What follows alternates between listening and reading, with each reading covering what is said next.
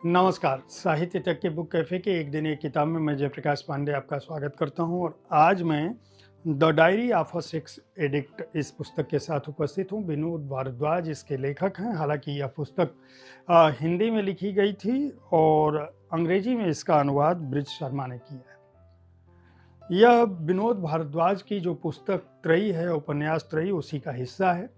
अंग्रेजी में जो तीनों पुस्तकें आई हैं, ये तीसरी पुस्तक है। इसके पहले सेपुक्कू और अ ट्रू लाई के नाम से यह पुस्तक छप चुकी है। 2 पुस्तकें इससे पहले और ये तीसरी पुस्तक है जो इस नाम से the diary of a sex addict नाम से छपी है। विनोद भारद्वाज जाने-माने कवि हैं, कला मर्मज्ञ हैं, समीक्षक हैं, सिनेमा विशेषज्ञ हैं। 1948 में पैदा हुए और मनोविज्ञान से उन्होंने स्नातकोत्तर किया। उसके बाद देश के कई संस्थानों में काम किया और धर्मवीर भारती के साथ उन्होंने काम किया। उन्होंने उनसे सिनेमा पर लिखवाना शुरू किया।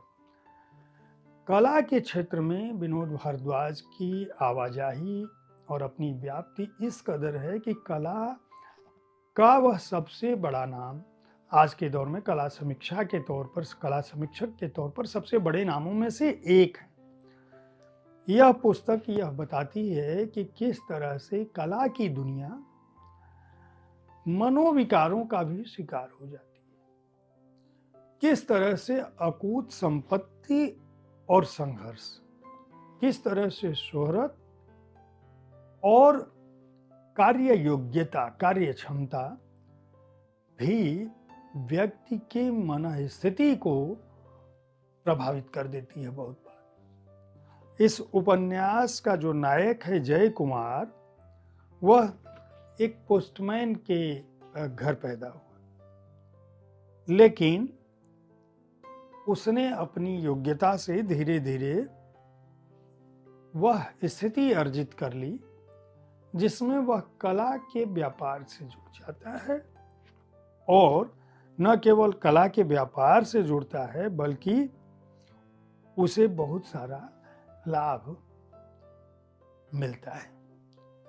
वह कला दीर्घा, कलाकृतियों का एक ज्ञाता भी होता है। हालांकि बहुत बड़ा विशेषज्ञ नहीं है, लेकिन जब दिल्ली में सिख दंगे होते हैं 1984 में, उस दौरान और उसके बाद जो स्थितियां बदलती हैं, उसमें उसका उभार होता है। एक समय ऐसा आता है जब उसको लगता है कि उससे बड़ा कोई आर्ट विशेषज्ञ नहीं है और फिर धीरे धीरे जब उसके ऊपर सफलता का एक तरह से कहेंगे कि अहंकार छाने लगता है या सफलता उसके सिर चढ़कर बोलने लगती है, तब उसे एक दिन अचानक ये आभास होता है कि वह जो सेक्स को लेकर उसके मन में भावना है, वह सेक्स एडिक्शन जो है वह बीमारी के स्तर पर पहुंच चुका है। वह कलाओं में सेक्स और सेक्स में कला, इन सब के बीच झूलने लगता है और क्या कुछ कल्पनाशीलता में है और क्या कुछ सच्चाई में है, जीवन में है, सही में घटित हो रहा है, वह इनके बीच तारतम्य नहीं बिठा पाता। इस कहानी के बहाने कला दीर्घाओं, कलाकारों की जिंदगियों में जो कुछ घट रहा है, जो भ्रम है और जो हकीकत है, और इन सब के बीच जो विडंबना और विसंगति है, विनोद भारद्वाज उसको बहुत तेजी से उभारने की कोशिश करते हैं। इनमें दिल्ली भी है, दिल्ली की कला दीर्घाएं भी हैं, दिल्ली के कलाकार भी हैं, दिल्ली के कलाकारों के बहाने अपना समय भी दर्ज है। वह समय भी दर्ज है जो पूंजीपतियों को कलाओं की ओर खींचता है और कलाकारों को सौंदर्य की ओर खींचता है और सौंदर्य को कला की ओर खींचता है।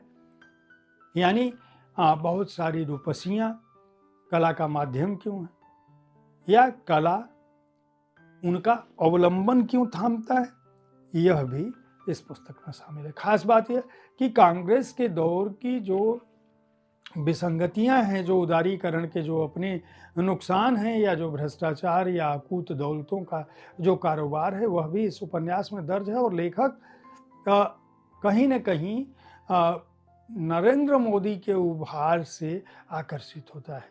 लेकिन इसी उपन्यास में, बहुत कम पन्नों का यह उपन्यास है, मुश्किल से 108 पृष्ठों का, लेखक को इस बात का भी भ्रम होता है कि नरेंद्र मोदी की जिस आर्थिक नीति को वह समर्थन कर रहा था या जिसको आदर्श रूप में समझ रहा था या जिससे उसने बहुत उम्मीदें पाल रखी थी, वह उसके लिए उस रूप में खरी नहीं उतरी और बहुत जल्दी उसका भ्रम जो है वह टूटता है।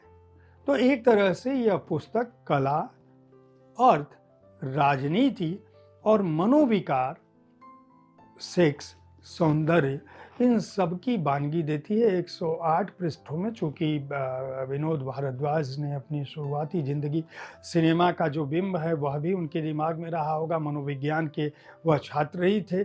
धर्मवीर भारती जैसे व्यक्ति के साथ उन्होंने और रघुवीर सहाय जैसे लोगों के साथ काम किया है। लगातार दुनिया भर के विश्व सिनेमा पर उनकी पारखी नज़र रही है और बड़े विशेषज्ञ के रूप में जाने जाते रहे। इसलिए कला सिनेमा की दुनिया का जो घालमेल है और वहाँ जो स्याह सफ़ेद रंग हैं और उन सब के बीच जो ग्रे का उभार है वह उनकी इस औपन्यासिक कृति में भी दिखता है, इसके कवर पर भी दिखता है। यात्रा बुक्स और वाणी प्रकाशन समूह ने इसको प्रकाशित किया है। 295 रुपये इसका मूल्य है। 108 है पृष्ठ संख्या। अगर आप हिंदी में पढ़ते हैं तो हिंदी में इस उपन्यास को खरीद कर पढ़ सकते हैं, पूरी उपन्यास त्रयी को खरीद कर पढ़ सकते हैं।